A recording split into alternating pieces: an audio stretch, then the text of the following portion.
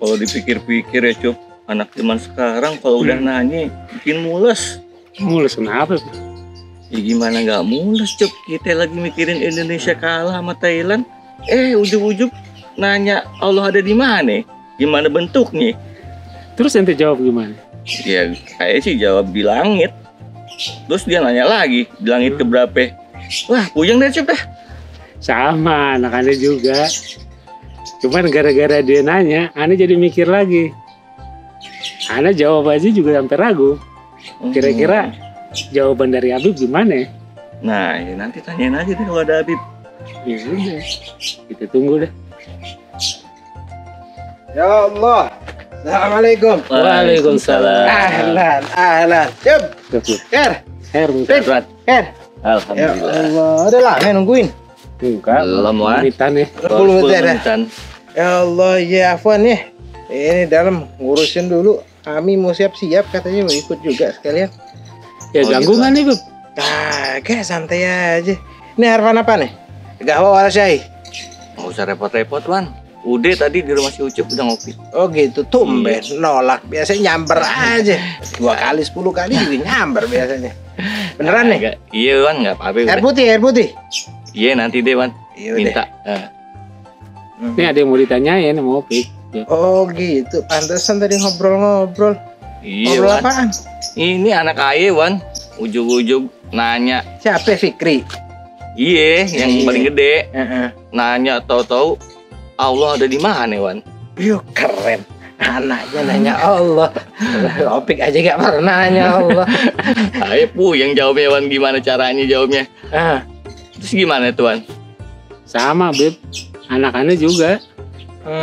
Anak-anak juga nanya yang kayak gitu sama. Anaknya itu Harim kan? Perasaan? Iya. Yang pertama ya? Iya, cuman dia kan karena sering nonton YouTube, nonton TikTok, medsos lah gitu. Nah, jadi banyak tuh pikiran-pikiran baru yang kadang-kadang bikin keraguan buat keyakinan kita. Oh, cakep pada anak ente orang. Ya, Anda sih jawab seadanya, cuman ya kayak nggak yakin gitu juga jawabnya. Abahnya mesti pinter juga, biar ngimbangin. Anaknya canggih, abahnya kagak canggih. Akhirnya apa? Nyungsep. Iya, ya bagus, cakep anak ente orang sudah pada nanya. Nanyanya bab Tuhan. Sembarang nanya bab Tuhan. Hal yang penting yang dia tanyain. Sesuatu yang harus menjadi pegangan dia. Ditanyain. Yang kedua, itu HP yang dia pakai, yang kita kira dianya ngabisin waktu buat HP gitu doang, ternyata ada sesuatu yang bermanfaat yang dia buka. Dan itu bagus artinya dia nggak nyanyiin aja waktu kesempatan, dianya mencari tahu. Tapi akhirnya nanya sama ente orang ada. Iya bener, Beb. Nah itu jawabannya gimana tuh, Beb? Kalau ditanya Tuhan ada di mana? Ana sih udah berusaha jawab, tapi kayak serba salah gitu jawabnya. Ragu jadi.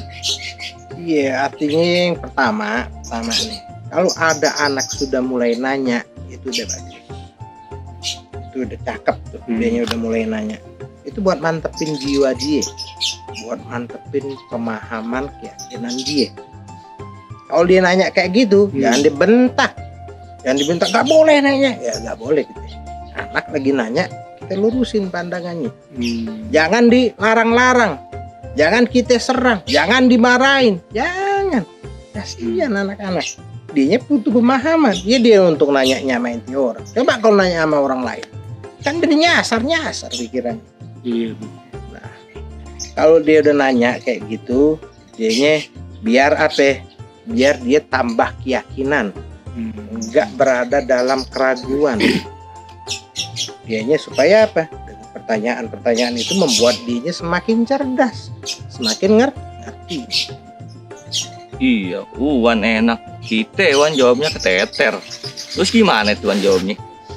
Jadi gini, ini dalam pemahaman tentang pertanyaan Tuhan adanya di mana, ini ada beragam jawaban.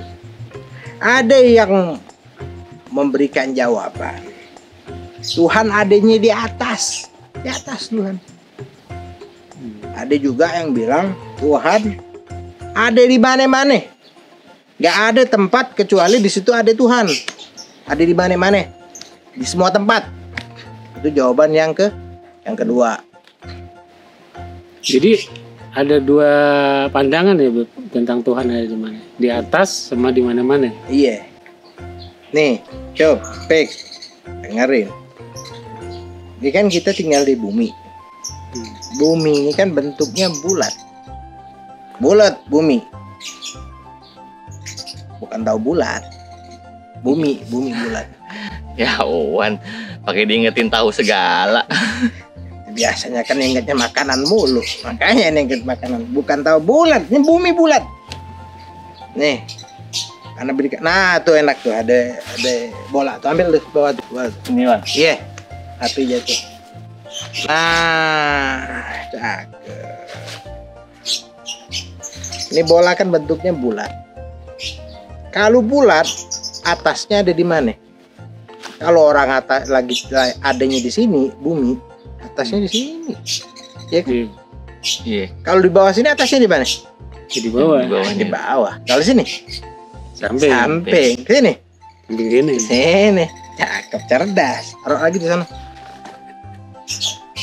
Nah. Terus kalau dibilang atasnya ada di mana, gak jelas atasnya ada di mana. Ini kan pandangan lemah. Artinya atas bilang tuh ada di atas berarti apa?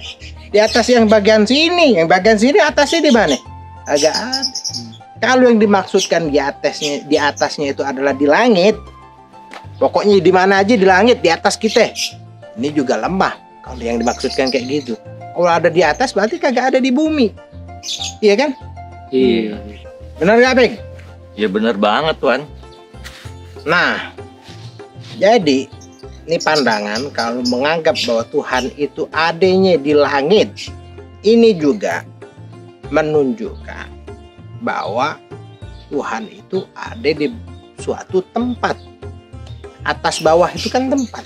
Iya. Di atas, di bawah itu kan tempat. Tempat itu ciptaan Tuhan bukan? Ciptaan Tuhan. Ciptaan Tuhan. Kalau Tuhan berada di satu tempat, artinya apa? Tuhan terikat. Terikat sama apa? Sama tempat. Tuhan butuh sama tempat. Padahal dia yang nyiptain tuh tempat. Iya. Kalau dalam pemahaman seperti ini, yang hebat siapa? Langit.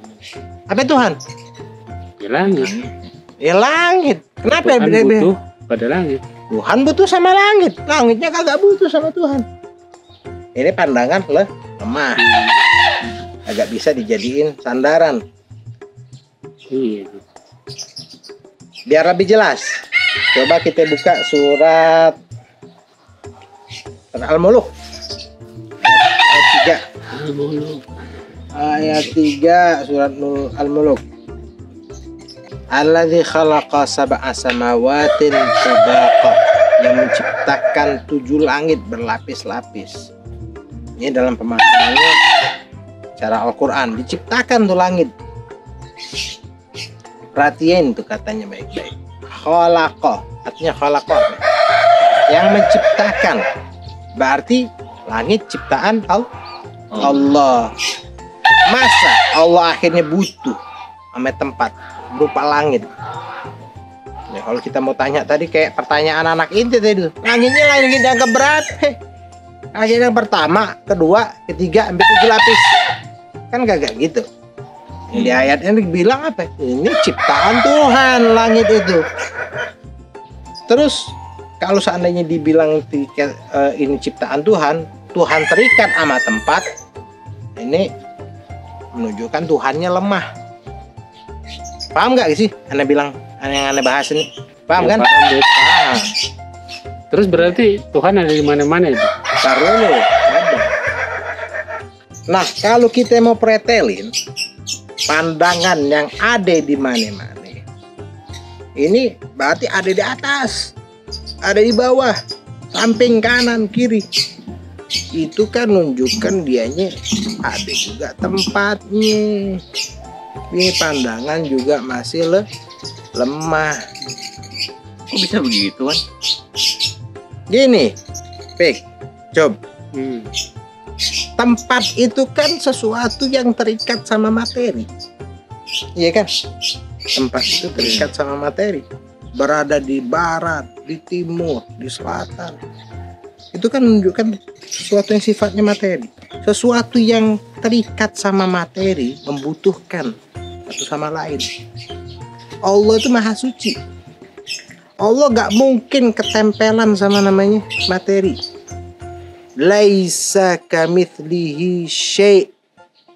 Tidak serupa dengan apapun. Syai' aja, syai' apa sesuatu. Gak bisa serupa sama Allah. Apapun terfikir dengan sesuatu itu gak serupa sama Allah. Laisa kamitslihi syai'. Jadi jawaban yang benarnya gimana, Beb? Jadi gini, coba. Dia gak di mana-mana. Karena dia tidak terikat dengan materi, karena dia tidak berada di sebuah tempat apapun. Tapi Tuhan selalu bersama kita. Selalu bersama kita dalam keadaan kondisi apapun. Bersama. Wa huwa ma'akum aina ma kuntum. Dianya bersamamu, bersama kalian, dimanapun kalian berada. Tuhan bersama. Coba kalau mau kita lebih jelasnya lagi, kita buka surat Al-Baqarah ayat 183. Coba buka. Al-Baqarah 183. Salah 186. 186 iya. Lupa. Anda baca, Beb, ya? Iya. Bismillahirrahmanirrahim. Wa idza sa'alaka ibadi anni fa inni qarib. Cukup di situ. Itu artinya apa itu di situ? Qarib. Qarib itu artinya dekat. Masya Allah. Dekat di sini bukan berarti tempat. Bukan berarti bermaksudnya jarak. Dia maha suci dari sifat makhluknya. Yang telah mencipta, dia yang mencipta segala sesuatu. Dianya yang menempatkan segala sesuatu. Sehingga apa? Segala sesuatu itu berada dalam pandangan Tuhan. Gak ada sesuatu yang tidak berada dalam pandangan Tuhan. Dianya tidak terlingkup sama tempat apapun. Imam Ali, Amirul Mukminin, ini pintu ilmu Rasulullah, bilang apa? Maha suci dia Allah yang telah mencipta mana di mana. Di mana-mana ini dicipta. Kalimat ini juga apapun yang dimaksudkan di mana itu dicipta sama Allah. Dan gak berhak ditanyakan kepada Allah berada di mana dia. Subhanallah. Iya benar, Beb. Ini Imam Ali perkataannya luar biasa. Jadi kesimpulannya nih, yang kita bahas, yang berawal dari pertanyaan anak-anaknya nanti orang cakep-cakep pertanyaan.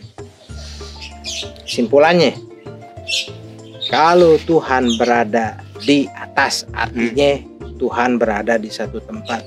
Ketika Tuhan ada di mana-mana, berarti juga dianya bertempat. Sementara Tuhan Allah Subhanahu wa Ta'ala maha suci dari yang namanya tempat. Kalau dia bertempat, artinya dianya adalah materi. Ketika dianya materi, dianya berfisik. Dan maha suci Allah dari segala sesuatu sifat yang bersifat fisik. Allah tidak mungkin berfisik, karena ketika dianya berfisik menunjukkan kelemahan. Kalau dia yang lemah, berarti dianya bukan Tuhan. Paham nggak? Iya, Masya Allah. Baru kebuka pikiran sekarang. Ketika, walaupun nggak simpel ya, Pik. Iya. Tapi jelas, terang tuh. Nah, ketika yang tadi ngomong Subhanallah, apa itu maksudnya? Artinya Subhanallah, maha suci Allah. Dari maha suci Allah dari segala sifat makhluk. Sifat makhluk apapun suci Allah. suci dari tempat, suci dari dia berfisik, suci dia dari dalam keadaan membutuhkan terhadap sesuatu. Ayo deh kita baca kalimat subhanallah.